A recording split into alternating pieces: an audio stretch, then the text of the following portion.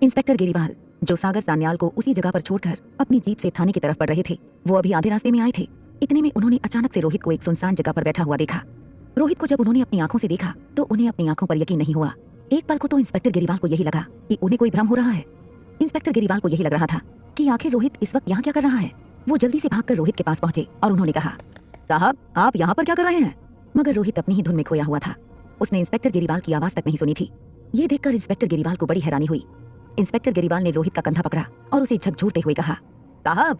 तभी अचानक से रोहित उठ खड़ा हुआ। वो पूरी तरह से हैरान हो गया था।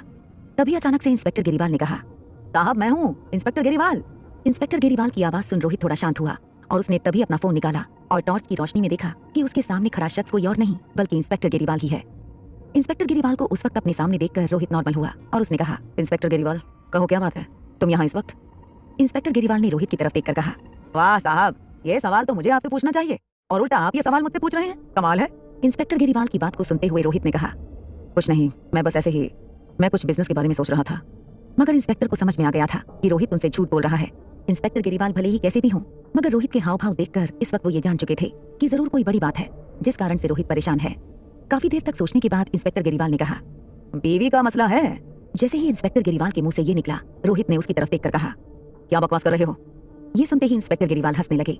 उसने हंसते हुए कहा, अरे साहब, आप भूल रहे हैं कि मैं एक इंस्पेक्टर हूँ और उससे भी बड़ी बात, इंस्पेक्टर होने के साथ साथ मैं एक शादीशुदा आदमी हूँ और दुनिया में कोई भी शादीशुदा आदमी का दुख नहीं समझ सकता है सिवाय एक शादीशुदा आदमी के। और मैं आपके चेहरे के हाव भाव को देखकर बता सकता हूँ कि आप इस वक्त अपनी पत्नी के कारण दुखी हैं। आप उन्हीं के बारे में सोच रहे हैं। इंस्पेक्टर गेरीवाल की ये सारी बातें सुनने के बाद रोहित चुप हो गया, मगर फिर उसने कुछ सोचकर कहा, तुम यहाँ से जा सकते हो, तुम्हें यहाँ पर किसी ने बुलाया नहीं है, इसलिए गेट लॉस्ट। रोहित के मुंह से ऐसी कड़वी बातें सुनकर इंस्पेक्टर गेरीवाल का शक अब यकीन में बदल गया। मगर वो वहां से जाने की नहीं सोच रहे थे, बल्कि वो अब आगे की पूछताछ करने के बारे में सोच रहे थे।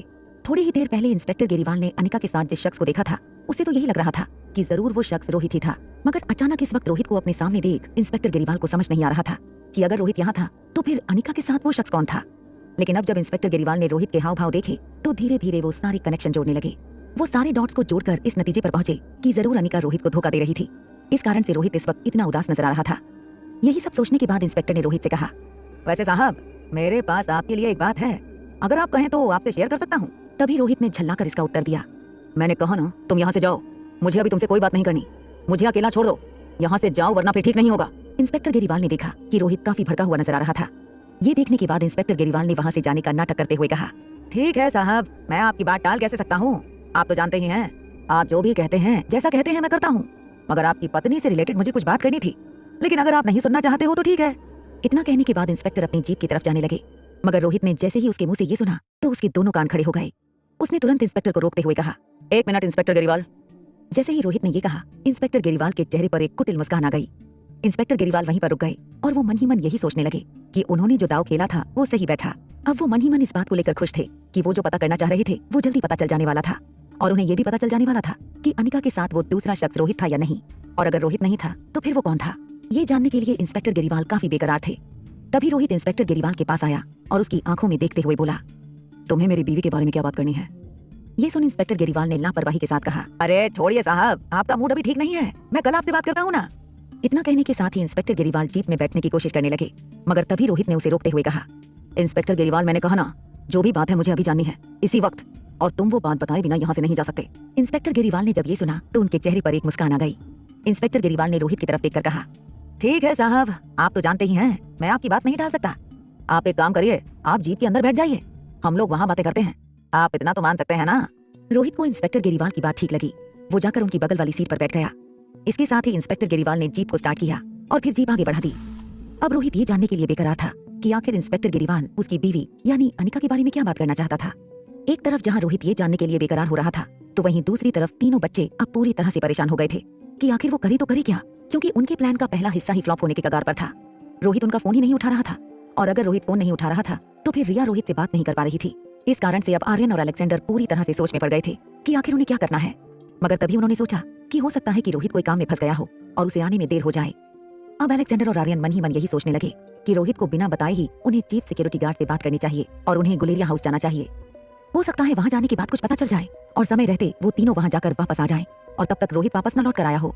यही सोचते हुए अलेक्जेंडर ने रिया और आर्यन की तरफ देखकर कहा, देखो हमारे प्लान में थोड़ा सा चेंज है, अब हम डैड को नहीं बताएंगे कि मम्मा कहाँ गई या जो भी है। मैंने जो भी प्लान बनाया था, अब हम सीधा सिक्योरिटी अंकल को बोलेंगे और उनके साथ हम गुलेरिया हाउस जाएंगे। मुझे पक्का यकीन है कि डैड को आने में लेट हो गया है, क्योंकि इससे पहले भी डैड की जब भी मीटिंग होती थी तो वो लेट नाइट आते थे, और इसीलिए हमें अपने प्लान को आगे बढ़ाना होगा, क्योंकि इसके अलावा हमारे पास और कोई रास्ता नहीं है और ये हमारे पास सबसे बेस्ट मौका है। अगर इस मौके को अभी हमने इस्तेमाल नहीं किया तो फिर हमारे पास ये मौका दोबारा नहीं आएगा और फिर हम पूरी तरह से फंसे रह जाएंगे। तुम लोग क्या कहते हो? अलेक्जेंडर की बात खत्म होते ही आर्यन और रिया एक दूसरे को देखने लगे। उन्हें यकीन नहीं हो रहा था कि अलेक्जेंडर ऐसा सोच भी कैसे सकता है, क्योंकि बिना रोहित को कुछ बताए ऐसे फिर से चुपचाप से गुलेरिया हाउस जाना उनके लिए ठीक नहीं था। रिया और आर्यन को किसी अनहोनी के होने का डर लग रहा था, मगर तभी अलेक्जेंडर ने उन दोनों की तरफ देखकर कहा, अगर तुम दोनों ये सोच रहे हो कि इसमें रिस्क है तो तुम दोनों ये मत भूलो कि हमारे साथ सिक्योरिटी गार्ड अंकल रहेंगे और उनके रहते हमें कुछ नहीं होगा। बस हमें ये ध्यान रखना है कि हमें वक्त रहते ही वापस घर लौटना होगा, क्योंकि मम्मा अभी 3-4 घंटे में वापस लौट आएंगी। उसके पहले ही हमें लौटना होगा, और अगर हमने जाने में ही देर कर दी तो हमें लौटने में भी वक्त लग सकता है। इसलिए जो भी करना है, जैसा करना है, तुम दोनों को जल्दी बताना होगा, क्योंकि उस हिसाब से हमें सिक्योरिटी गार्ड अंकल से बात करनी होगी, क्योंकि उन्हें अभी मनाने में बहुत टाइम लगेगा। उन्हें हमें ब्लैकमेल करना है और ये काम इतना आसान नहीं है जितना तुम लोग सोच रहे हो। तो रिया और आर्यन, तुम दोनों मुझे बताओ कि तुम दोनों के मन में आखिर चल क्या रहा है, और तुम दोनों अगर मेरे साथ इस प्लान में साथ नहीं देना चाहते हो तो फिर तुम दोनों के पास और क्या प्लान है? इतना कहने के बाद अलेक्जेंडर शांत हो गया। हालांकि वो यही सोच रहा था कि उसके दोनों भाई बहन उसका साथ जरूर देंगे, क्योंकि इसके अलावा उनके पास अब और कोई रास्ता नहीं बचा था। आर्यन और रिया काफी देर तक शांत रहे, लेकिन फिर उन्हें भी यही लगा कि उनके पास यही एक वक्त है जिसमें वो गुलेरिया हाउस जाकर बूढ़े बाबा से मिल सकते हैं, और फिर रिया की जो परेशानी थी उसका वो सल्यूशन बूढ़े बाबा से मांग सकते हैं। आखिर में आर्यन ने अलेक्जेंडर की तरफ देखकर कहा, तुम्हारी बात बिल्कुल सही है, हमें कोई ना कोई कदम उठाना पड़ेगा। और तुमने ये बात भी सही कही कि हो सकता है डैड को आने में देरी हो, और अगर डैड जल्दी घर भी आते हैं तो मेरे पास एक आइडिया है जिससे डैड को शक ना हो। आर्यन ने जैसे ही ये कहा, अलेक्जेंडर और रिया उसकी तरफ देखने लगे।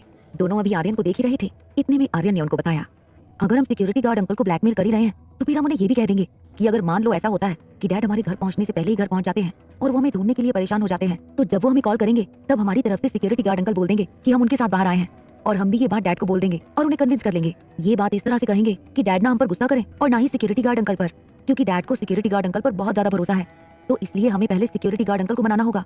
आर्यन की बात सुनकर अलेक्जेंडर के चेहरे पर एक मुस्कान आ गई। उसे खुशी हुई कि आर्यन उसकी बात पर राजी हो गया था। अलेक्जेंडर ने इसके बाद रिया की तरफ देखा। वो कुछ कहने वाला था, इतने में रिया ने कहा, मैं भी तुम दोनों के साथ हूँ, क्योंकि इसके अलावा हमारे पास अब कोई और रास्ता नहीं है। ये मुझे समझ में आ गया है, और आगे जो होगा देखा जाएगा। अगर डैड जल्दी घर वापस आ गए तो उस वक्त मैं उन्हें संभाल लूंगी, इसलिए तुम दोनों चिंता मत करो। अभी हम ये सोचते हैं कि हम सिक्योरिटी गार्ड अंकल को क्या कहें और उन्हें हमारे साथ गुलेरिया हाउस जाने के लिए कैसे मनाएं, क्योंकि अगर वो नहीं माने तो फिर हमारा प्लान पूरी तरह से चौपट हो जाएगा। इसके बाद फिर हमारे पास कोई भी रास्ता नहीं बचेगा। रिया की बात कहीं ना कहीं बिल्कुल सही थी, और इस बात से अलेक्जेंडर और आर्यन भी अग्री करते थे। तीनों अब यही सोचने लगे। तभी आर्यन ने अलेक्जेंडर से कहा, तुमने क्या पहले से सोच कर नहीं रखा था? तभी अलेक्जेंडर आर्यन को घूर कर देखने लगा और उसने कहा, मैंने कहा ना कि मैंने आधा प्लान बनाया था, और मैंने तुमसे कहा था कि सिक्योरिटी गार्ड अंकल को हमें क्या कहना है ये मैं बाद में बताऊंगा, मगर मैंने उस वक्त ही ऐसे ही कह दिया था, क्योंकि मैंने सोचा था कि तब तक मैं कुछ ना कुछ सोच लूंगा, मगर अभी मुझे समझ नहीं आ रहा कि मैं क्या बात करूं। ये सुन आर्यन और रिया हैरान हो गए। वो यही सोचने लगे कि अब क्या होगा।